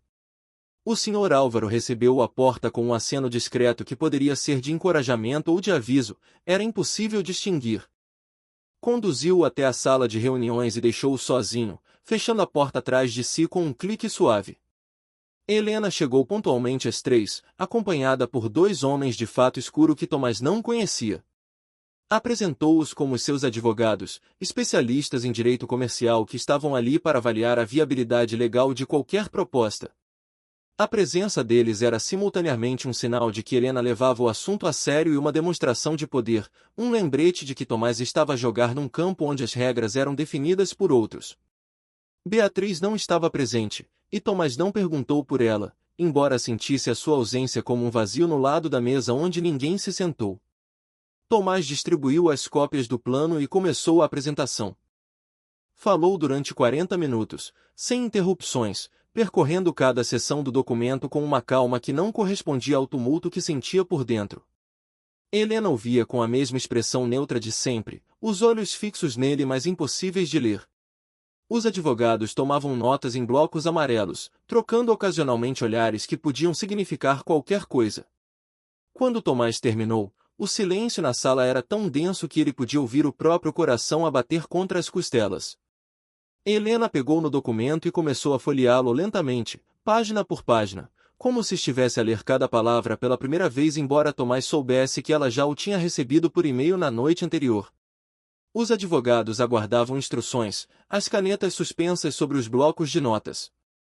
O relógio na parede marcava os segundos com uma precisão cruel, cada tic-tac um lembrete de que o tempo de Tomás estava a esgotar-se. Passaram 5 minutos assim, depois 10, depois 15. Tomás permaneceu imóvel na sua cadeira, resistindo ao impulso de preencher o silêncio com palavras que só revelariam a sua insegurança. Finalmente, Helena pousou o documento sobre a mesa e olhou para ele. Disse que o plano era melhor do que esperava. Disse que as projeções financeiras eram conservadoras, talvez demasiado conservadoras, mas que isso era preferível ao otimismo irrealista que caracterizava a maioria das propostas que recebia. Disse que a ideia de posicionar a marca no segmento de luxo sustentável tinha mérito, embora a execução fosse muito mais difícil do que o documento sugeria. Os advogados anotavam tudo, as cabeças inclinadas sobre os blocos amarelos. Depois veio a pergunta que Tomás não esperava. Helena quis saber por que é que ele tinha incluído a proposta de recontratação de antigos trabalhadores. Quis saber se era uma estratégia de marketing ou se havia algo mais por trás daquela sugestão. Tomás hesitou por um momento, consciente de que a sua resposta poderia determinar o resultado de toda aquela reunião. Decidiu dizer a verdade, ou pelo menos parte dela. Disse que acreditava que uma empresa não era apenas um conjunto de máquinas e processos, mas uma comunidade de pessoas cujo conhecimento e dedicação eram o verdadeiro motor do sucesso. Disse que os trabalhadores que tinham construído a Têxtil Vasconcelos mereciam ser parte da sua reconstrução, não por caridade, mas porque o seu contributo tinha valor real e mensurável. Helena ouviu sem revelar qualquer reação. Depois virou-se para os advogados e pediu-lhes que saíssem. Os dois homens hesitaram por um instante, trocando um olhar de surpresa, mas obedeceram sem questionar. Quando a porta se fechou atrás deles, Helena e Tomás ficaram sozinhos na sala pela primeira vez desde aquela manhã no jardim que tudo tinha começado. O silêncio era diferente agora, menos hostil, carregado de uma expectativa que Tomás não conseguia decifrar.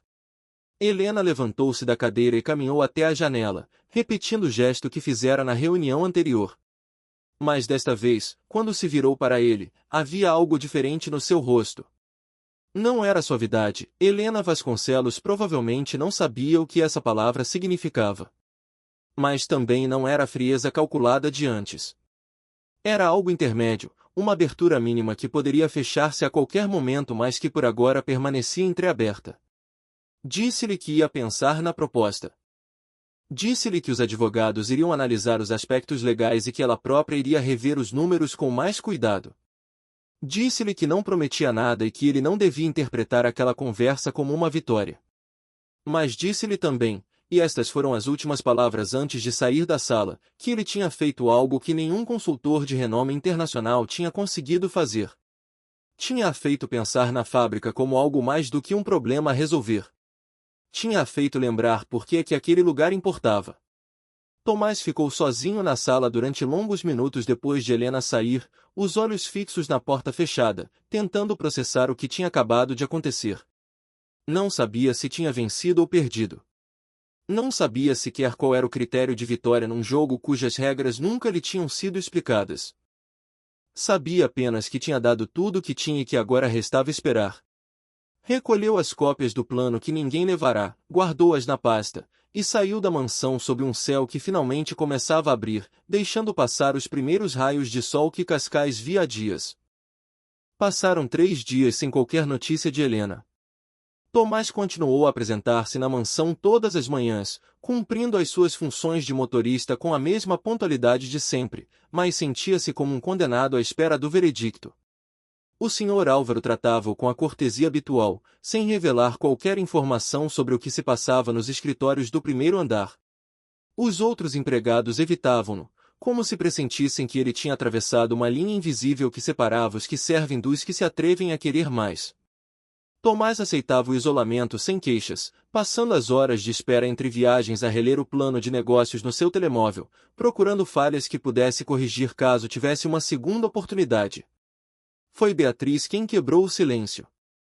Apareceu no jardim ao fim da tarde do terceiro dia, quando o sol já se inclinava sobre o Atlântico e tingia o céu de tons alaranjados que se refletiam nas janelas da mansão. Tomás estava sentado no banco do pavilhão, o mesmo onde tinham conversado pela primeira vez, a olhar para o horizonte sem realmente ver nada. Ouviu os passos dela na gravilha e endireitou-se instintivamente, preparando-se para mais uma conversa sobre estratégias e contactos de mercado. Mas o rosto de Beatriz tinha uma expressão diferente, mais séria, mais direta. Sentou-se ao lado dele sem cumprimentos e disse-lhe que precisava de saber a verdade. A pergunta veio sem rodeios. Beatriz queria saber por que ele se importava tanto com aquela fábrica. Não a razão que tinha apresentado a Helena, não os argumentos racionais sobre oportunidades de mercado e modelos de negócio sustentável.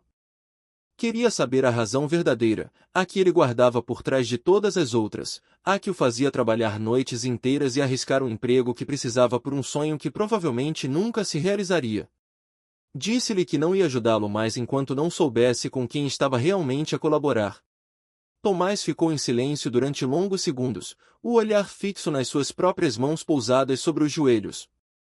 Parte de si queria manter a história guardada onde sempre estivera, naquele compartimento fechado do seu coração onde as memórias dolorosas eram armazenadas para não contaminarem o presente. Mas outra parte, uma parte que crescia a cada dia que passava naquela mansão rodeado de fantasmas do passado, ansiava por finalmente partilhar o peso que carregava sozinho há tanto tempo. Olhou para Beatriz, para os seus olhos castanhos que esperavam sem pressão mas também sem recuo, e decidiu que ela merecia saber. Começou pelo princípio, pela mulher que o tinha criado quando mais ninguém quis essa responsabilidade. Madalena Ferreira, a sua avó, uma mulher pequena de mãos calejadas pelo trabalho e coração suficientemente grande para acolher um neto que os próprios pais tinham abandonado. Tomás tinha 3 anos quando a mãe desapareceu e o pai se revelou incapaz de cuidar de uma criança sozinho. Foi deixado em casa da avó numa tarde de inverno, com uma mala de roupa e a promessa vaga de que o pai voltaria em breve. O pai nunca voltou. A avó nunca se queixou.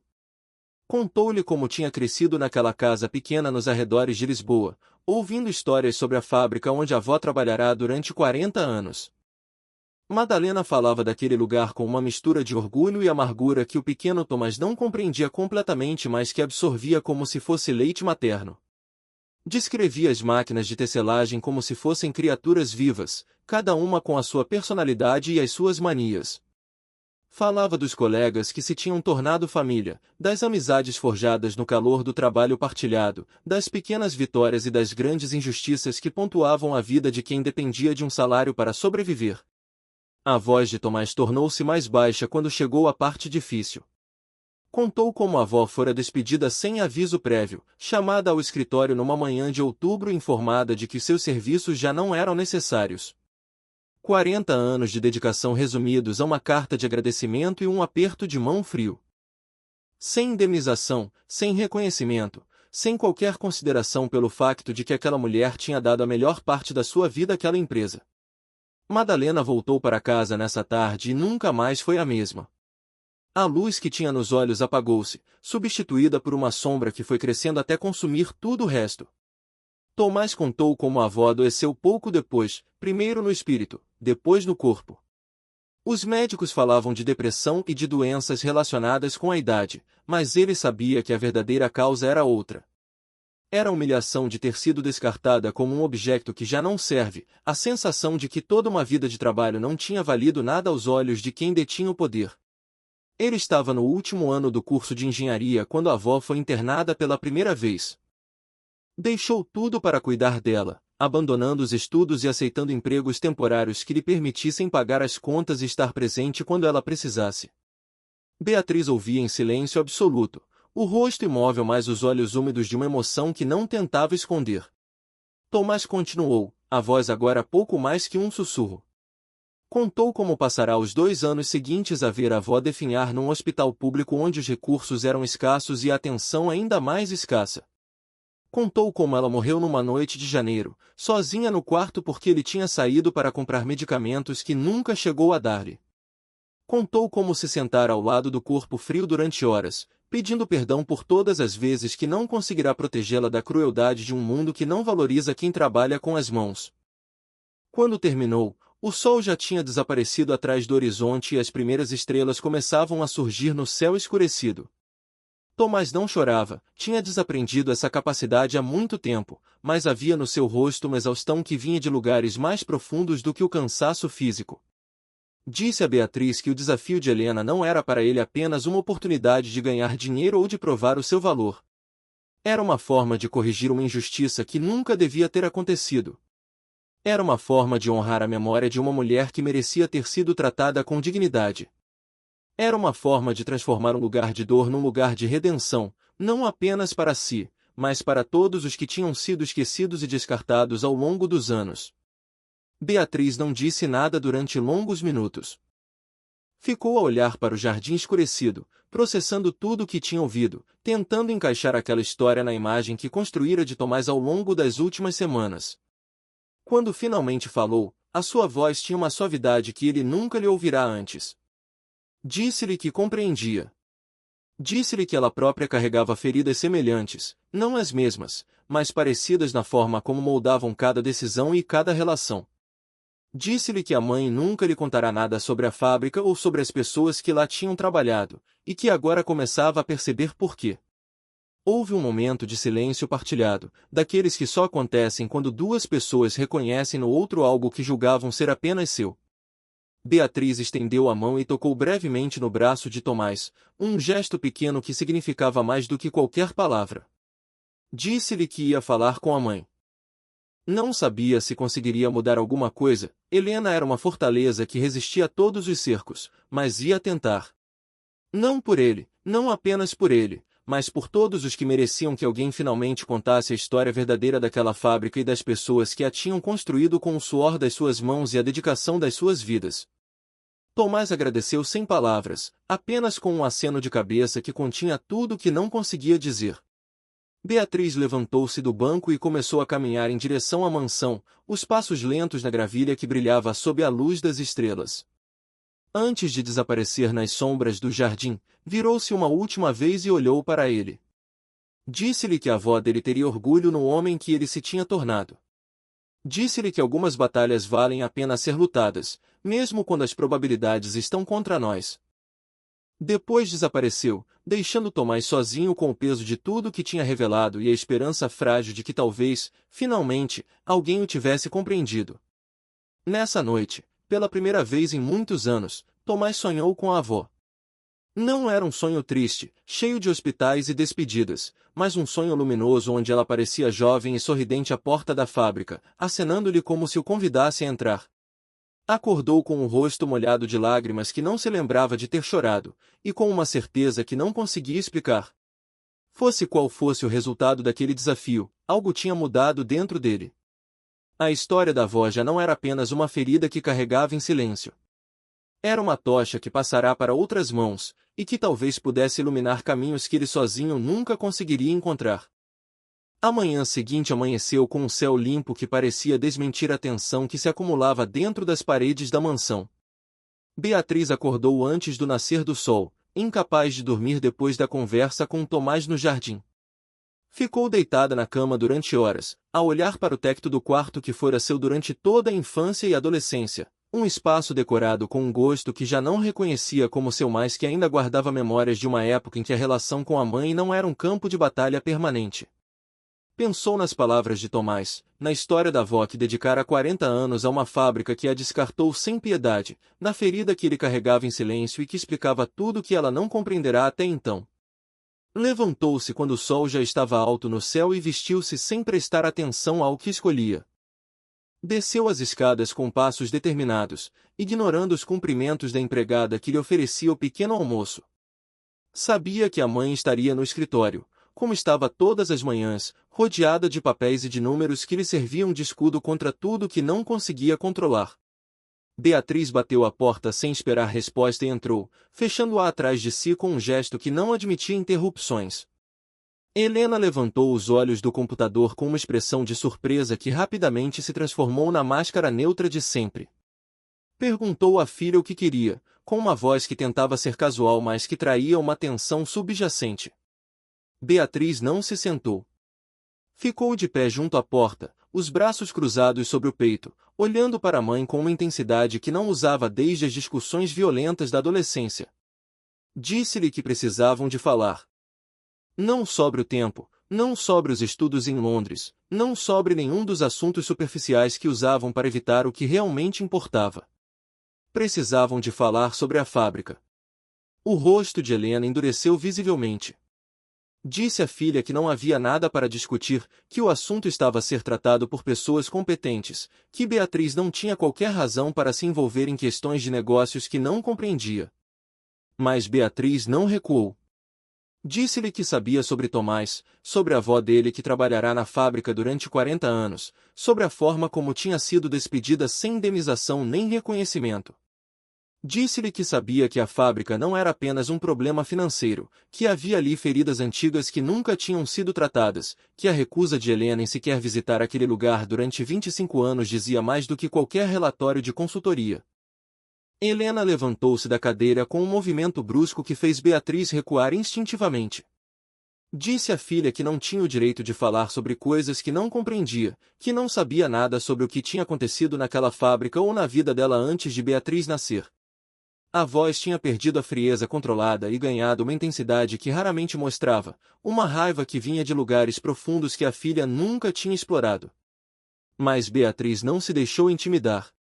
Disse-lhe que talvez não soubesse tudo, mas que sabia o suficiente para perceber que a mãe estava a usar o dinheiro como escudo emocional, que nunca tinha tentado verdadeiramente salvar a fábrica porque isso implicaria confrontar um passado que preferia manter enterrado.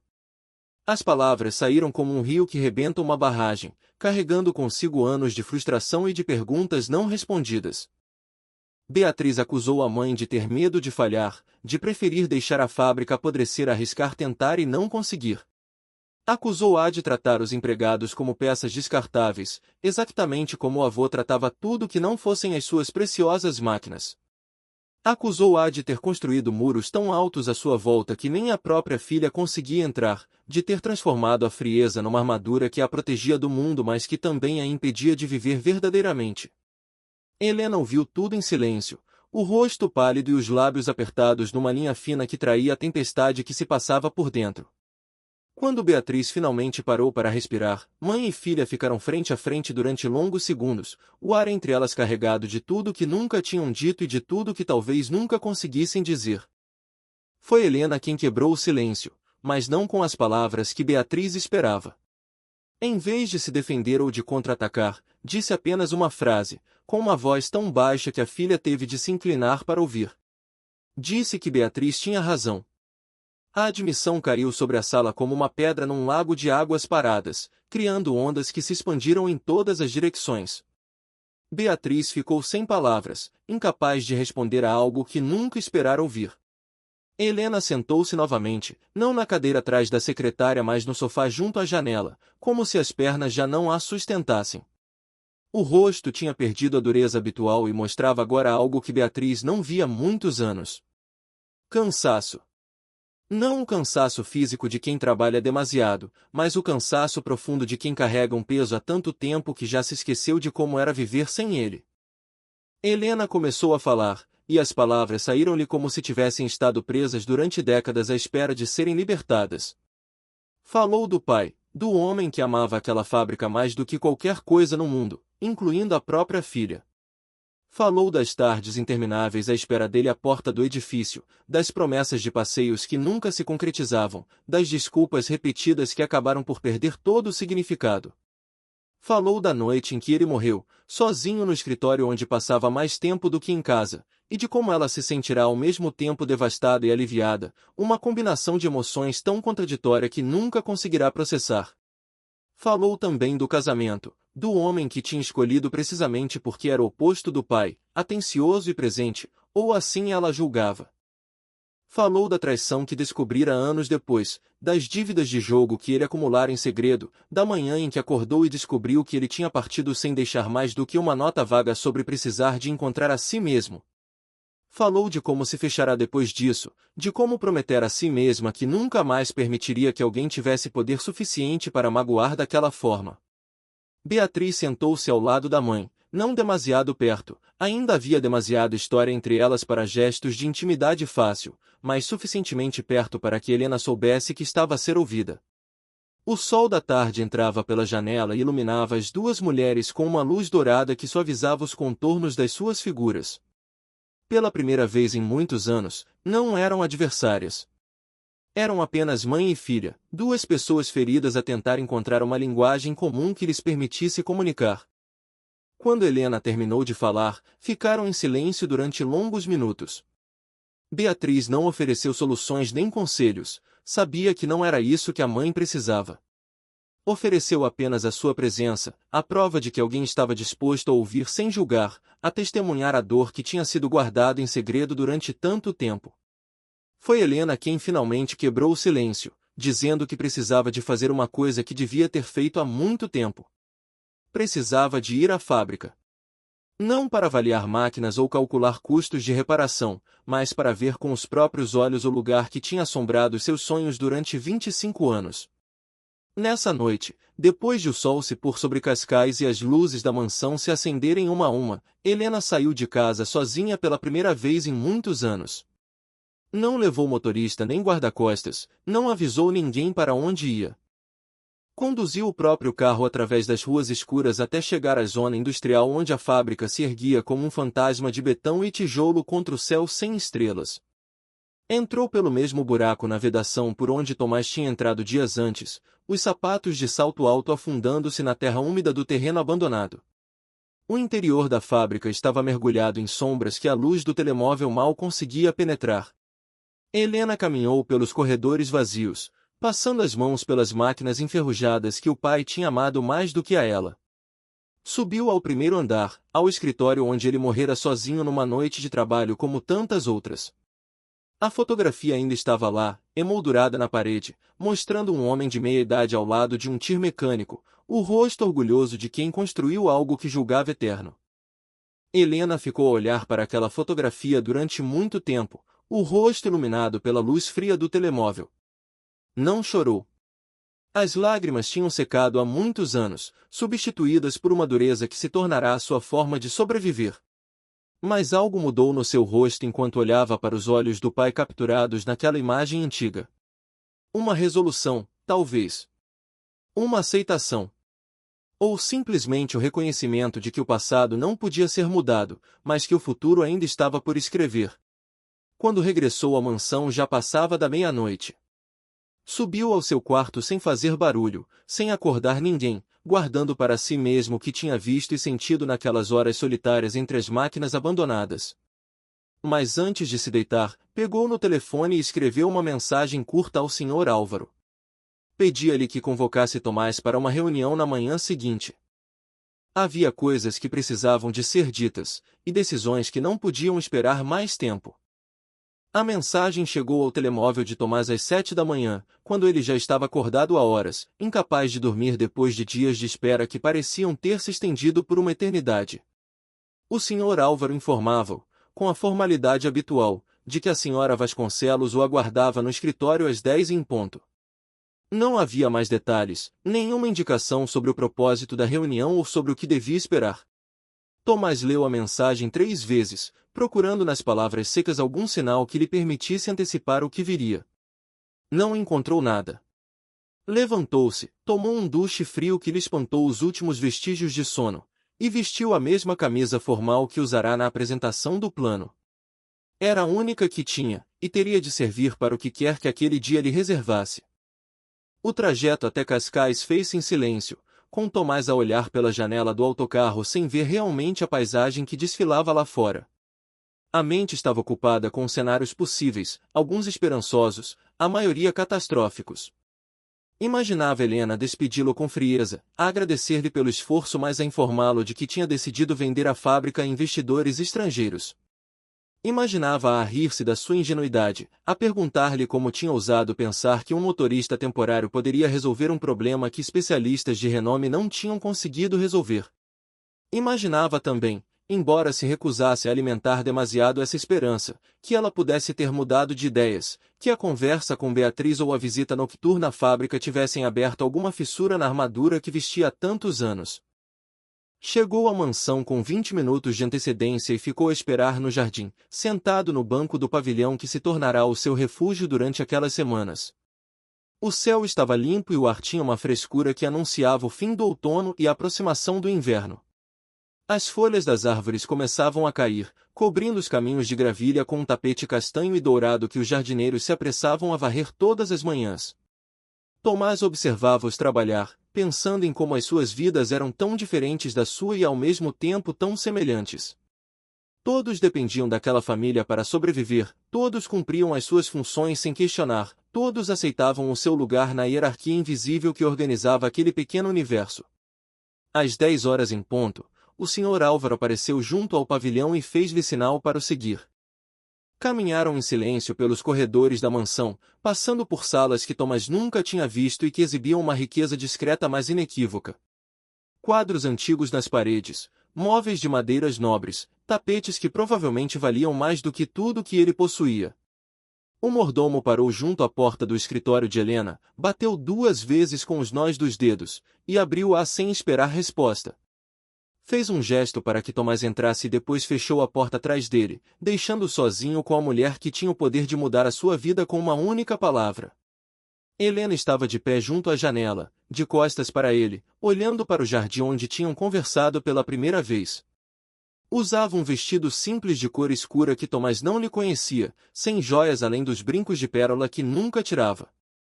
O cabelo estava solto, caindo-lhe pelos ombros de uma forma que a fazia parecer mais jovem e ao mesmo tempo mais cansada. Não se virou quando ele entrou, não o cumprimentou nem lhe ofereceu um lugar para se sentar. Ficou em silêncio durante longos segundos que pareceram estender-se por uma eternidade, e Tomás esperou sem falar, consciente de que aquele silêncio fazia parte de um ritual cujas regras ele não conhecia. Quando Helena finalmente se virou, Tomás viu no seu rosto algo que não esperava encontrar. Não era frieza nem hostilidade, as expressões que se tinha habituado a associar com ela. Era algo mais complexo, uma mistura de cansaço e resolução que sugeria que algo tinha mudado desde a última vez que tinham estado frente a frente. Ela fez-lhe sinal para se sentar, não na cadeira distante do outro lado da secretária, mas no sofá junto à janela, a poucos metros de onde ela própria se sentou. A proximidade era nova e significativa, uma quebra no protocolo que Tomás registrou sem comentar. Helena disse-lhe que tinha lido o plano dele 3 vezes. Disse-lhe que tinha passado os últimos dias a analisar cada número, cada projeção, cada pressuposto que ele apresentará.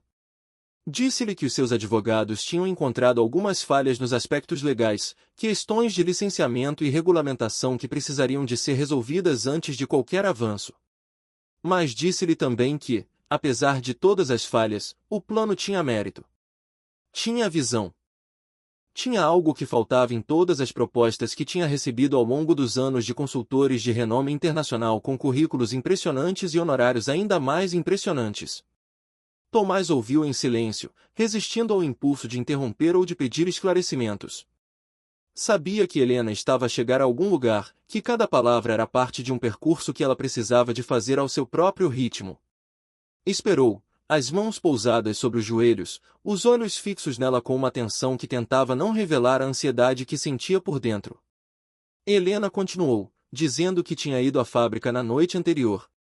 Disse-o de forma casual, como se fosse um detalhe sem importância, mas Tomás percebeu pelo tremor quase imperceptível na sua voz que aquela visita tinha sido tudo menos trivial. Disse-lhe que tinha caminhado pelos corredores onde o pai passará mais tempo do que em casa com ela. Disse-lhe que tinha visto as máquinas que ele amava mais do que a própria filha, cobertas de ferrugem e de teias de aranha mas ainda reconhecíveis, ainda carregadas de memórias que ela julgava ter esquecido. Disse-lhe que tinha subido ao escritório onde ele morrera sozinho numa noite de trabalho como tantas outras, e que tinha ficado a olhar para a fotografia dele durante muito tempo, tentando encontrar no rosto capturado naquela imagem antiga alguma resposta para perguntas que carregava há 25 anos. A voz de Helena tornou-se mais baixa quando chegou à parte que realmente importava. Disse a Tomás que não lhe ia dar os 7 milhões de euros.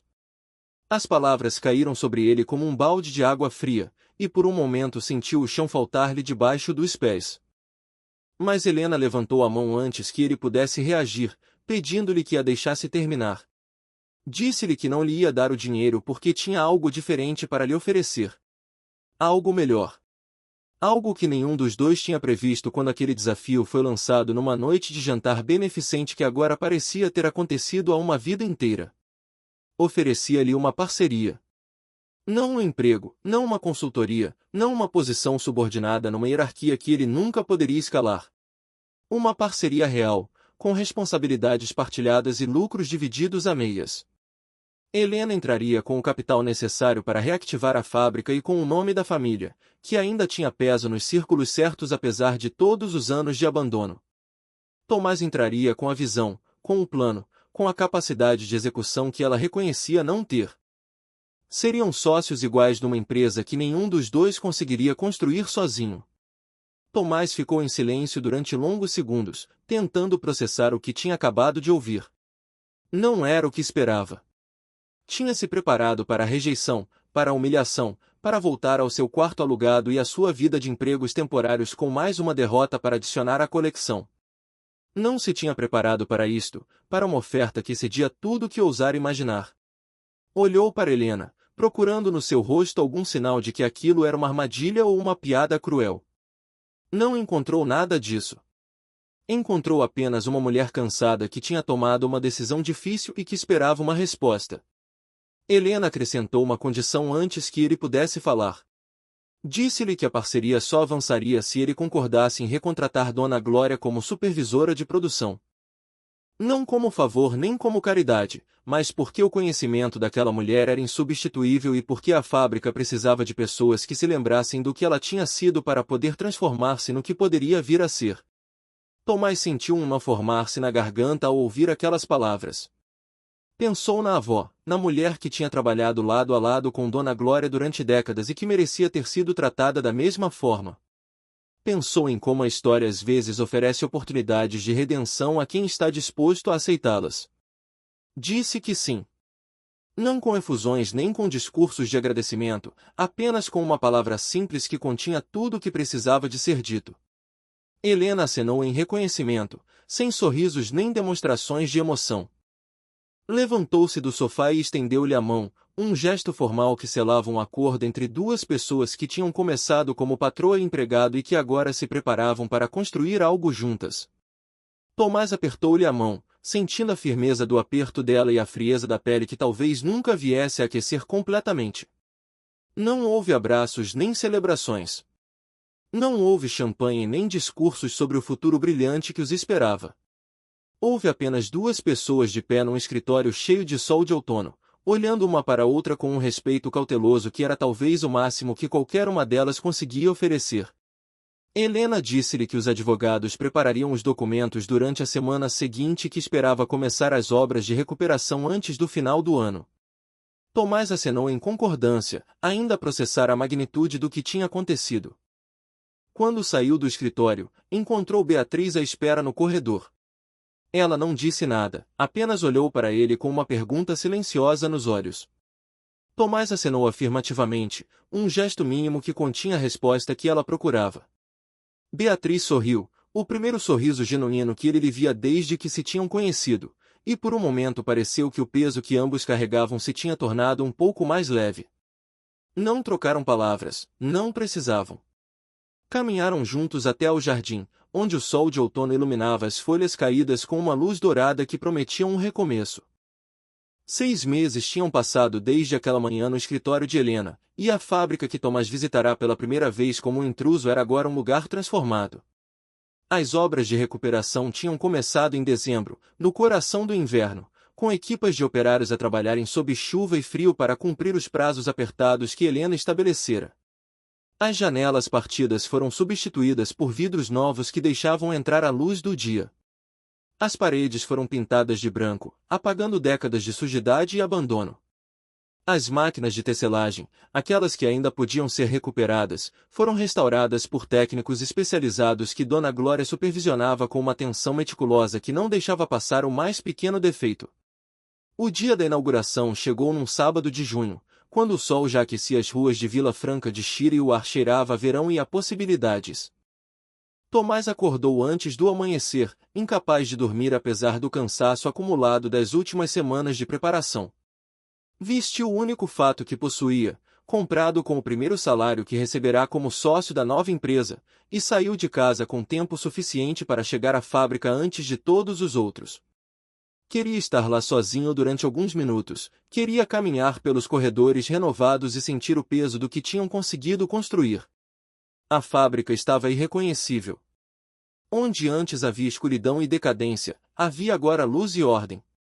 Os teares restaurados ocupavam o pavilhão principal em filas organizadas, prontos para começar a produzir os tecidos artesanais que seriam a marca distintiva da nova Têxtil Vasconcelos.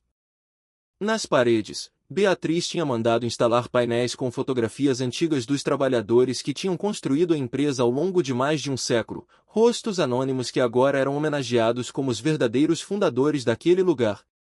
Tomás parou diante de um dos painéis e procurou entre as fotografias até encontrar o que procurava. A avó estava lá, jovem e sorridente, ao lado de uma máquina que provavelmente já não existia. Tinha sido Dona Glória quem encontrara a fotografia nos arquivos antigos e que insistira para que fosse incluída na exposição. Os convidados começaram a chegar por volta das 11 da manhã. Não eram muitos. Helena tinha insistido numa cerimônia discreta, sem a pompa dos eventos sociais que costumava organizar. Havia representantes das cooperativas do Alentejo e da Serra da Estrela que forneceriam a lã e o algodão para a produção. Havia compradores de marcas escandinavas que Beatriz contactara através dos seus amigos de Londres e que tinham manifestado interesse em estabelecer parcerias de longo prazo. Havia jornalistas de publicações especializadas em moda sustentável que tinham ouvido falar do projeto e queriam documentar o que chamavam de renascimento de uma tradição portuguesa. E havia os trabalhadores, muitos deles filhos e netos de pessoas que tinham dedicado as suas vidas àquela fábrica e que agora regressavam para continuar um legado que julgavam perdido. Dona Glória chegou de braço dado com o filho mais velho, um homem de 50 anos que trabalhará na fábrica durante a adolescência antes de emigrar para a França em busca de melhor vida. Tinha regressado para a inauguração a pedido da mãe, e Tomás soubera através de conversas discretas que estava a considerar voltar definitivamente para assumir um cargo na nova empresa. A velha supervisora usava o mesmo avental azul que vestia quando Tomás a conhecera, mas agora estava limpo e passado a ferro, pronto para um dia de trabalho real em vez de uma limpeza simbólica de máquinas abandonadas. Os seus olhos percorriam o pavilhão renovado com uma mistura de espanto e orgulho que ela não tentava esconder. Quando viu Tomás, caminhou até ele e apertou-lhe as mãos sem dizer nada, um gesto que continha mais gratidão do que qualquer palavra poderia expressar. Helena chegou pouco antes do meio-dia, conduzindo o próprio carro em vez de ser trazida pelo motorista. Usava um vestido simples de cor clara que Tomás nunca lhe tinha visto, e o cabelo estava solto de uma forma que a fazia parecer mais acessível, menos protegida pelas armaduras que costumava vestir. Beatriz acompanhava as duas mulheres a caminhar lado a lado com uma proximidade que seria impensável 6 meses antes. A relação entre mãe e filha ainda não era fácil, provavelmente nunca seria completamente fácil, mas algo tinha mudado desde aquela conversa no escritório. Havia um respeito mútuo que antes não existia, uma aceitação das diferenças que permitia a construção de pontes onde antes só havia muros. A cerimônia foi breve, como Helena queria. Tomás falou primeiro, dirigindo-se aos trabalhadores reunidos no pavilhão principal com uma voz que tentava manter firme apesar da emoção que sentia. Não fez discursos grandiosos nem promessas impossíveis. Falou da história daquele lugar, das pessoas que o tinham construído com o suor das suas mãos e a dedicação das suas vidas. Falou dos desafios que os esperavam, da competição feroz do mercado global, da necessidade de trabalhar com rigor e compaixão para que a nova Têxtil Vasconcelos pudesse honrar o legado dos que vieram antes.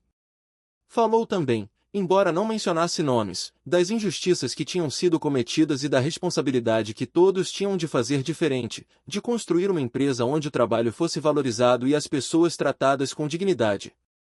Não mencionou a avó em público. Não precisava. Ela estava presente em cada palavra que dizia, em cada decisão que tinha tomado ao longo daqueles meses, em cada pormenor do plano que agora se transformava em realidade. Quando terminou de falar, Tomás meteu a mão no bolso do casaco e sentiu o retângulo pequeno da fotografia que trazia consigo desde a manhã. A mesma fotografia que guardava na caixa de cartão, a que mostrava a avó jovem e sorridente à porta da fábrica no dia em que fora contratada. Tinha-a trazido como um talismã, uma forma de garantir que ela estaria presente naquele momento mesmo que ninguém além dele soubesse. Helena falou depois, com palavras medidas que não revelavam a transformação interior que Tomás sabia ter ocorrido. Agradeceu aos presentes, reconheceu o trabalho das equipas que tinham tornado possível a recuperação da fábrica, e expressou a esperança de que a nova empresa pudesse contribuir para a economia local e para a preservação de tradições artesanais que corriam o risco de desaparecer. Não falou do pai nem das memórias dolorosas que aquele lugar representava para ela. Não falou das noites em que tinha vindo sozinha caminhar pelos corredores abandonados, confrontando fantasmas que a tinham assombrado durante décadas. Algumas coisas eram demasiado pessoais para serem partilhadas, mesmo num dia de celebração. Após os discursos, Dona Glória deu ordem para ligar as máquinas. O som dos teares a funcionar encheu o pavilhão com uma música que ninguém ali ouvia há mais de uma década, um ritmo mecânico e constante que era ao mesmo tempo um eco do passado e uma promessa de futuro. Os trabalhadores ocuparam os seus postos, alguns deles operando máquinas que os seus pais ou avós tinham operado antes deles. Os convidados circulavam pelo espaço, fazendo perguntas, tirando fotografias, absorvendo a atmosfera de um lugar que tinha renascido das cinzas do abandono. Tomás afastou-se da multidão e foi até a janela do escritório do primeiro andar, o mesmo escritório onde Augusto Vasconcelos morrera sozinho há 25 anos. A fotografia do fundador ainda estava lá, na mesma parede onde sempre estivera, mas agora havia outras fotografias ao lado dela. Imagens de trabalhadores ao longo das décadas, rostos de pessoas que tinham dado vida àquele lugar e que mereciam ser lembradas. Tomás olhou para o jardim lá embaixo, onde os convidados conversavam em pequenos grupos sob o sol de junho, e permitiu-se finalmente sentir algo que tinha reprimido durante meses. Orgulho. Não orgulho vaidoso, mas orgulho tranquilo de quem sabe que fez o que devia ser feito. Foi então que ouviu passos atrás de si. Helena entrou no escritório sem bater, parando a poucos metros dele com uma expressão que Tomás não conseguia decifrar completamente. Ficaram em silêncio durante alguns segundos, olhando um para o outro com a cautela de duas pessoas que ainda estavam a aprender a confiar. Foi Helena quem falou primeiro, com uma voz baixa que mal se ouvia acima do ruído das máquinas no andar de baixo. Disse apenas uma frase, 4 palavras que continham mais do que qualquer discurso de agradecimento poderia conter.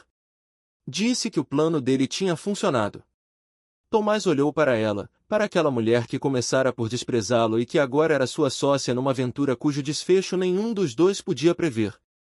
Pensou em tudo que tinham atravessado para chegar ali, nas humilhações e nas revelações, nas feridas antigas que tinham sido expostas e nas novas ligações que se tinham formado. Pensou na avó, na mulher que nunca viverá para ver aquele dia mais cuja memória estava presente em cada canto daquela fábrica renovada. E pensou em si mesmo, no rapaz que chegará àquela mansão como motorista temporário e que agora estava de pé naquele escritório como igual. Respondeu a Helena com a mesma economia de palavras que ela usará. Disse que não era o plano dele. Era o plano deles. O nosso plano. As palavras ficaram suspensas no ar entre os dois, carregadas de um significado que ia muito além dos negócios e das percentagens de lucro. Helena não respondeu, não havia necessidade. Acenou ligeiramente com a cabeça, um gesto mínimo que continha tudo o que precisava de ser dito, e depois virou-se e saiu do escritório tão silenciosamente como tinha entrado. Tomás ficou sozinho junto à janela, a olhar para a paisagem que se estendia para além dos muros da fábrica. O sol estava alto no céu e o som das máquinas subia do pavilhão como um coração a bater, regular e constante, cheio de vida. No bolso do casaco, a fotografia da avó parecia pulsar com um calor próprio, como se ela estivesse ali com ele, a testemunhar o momento que ambos tinham esperado sem nunca o ter imaginado possível. A fábrica voltava a produzir. As máquinas voltavam a funcionar. E em algum lugar entre o passado e o futuro, entre a memória e a esperança, uma dívida antiga começava finalmente a ser paga. Lá embaixo, no pavilhão principal, Beatriz conversava com Dona Glória enquanto os primeiros metros de tecido saíam dos teares renovados. Os trabalhadores ajustavam-se aos ritmos das máquinas que estavam a aprender a operar. Os compradores escandinavos trocavam cartões de visita com os representantes das cooperativas locais. A vida continuava, como sempre continua, indiferente às histórias individuais que se cruzam e se separam no seu curso imparável. Mas para aquelas pessoas, naquele lugar, naquele momento preciso, algo tinha mudado de forma irreversível. Um ciclo tinha se fechado. Outro estava prestes a começar. E Tomás, de pé junto à janela com a luz do sol a iluminar-lhe o rosto, permitiu-se finalmente acreditar que talvez, só talvez, o futuro pudesse ser diferente do passado,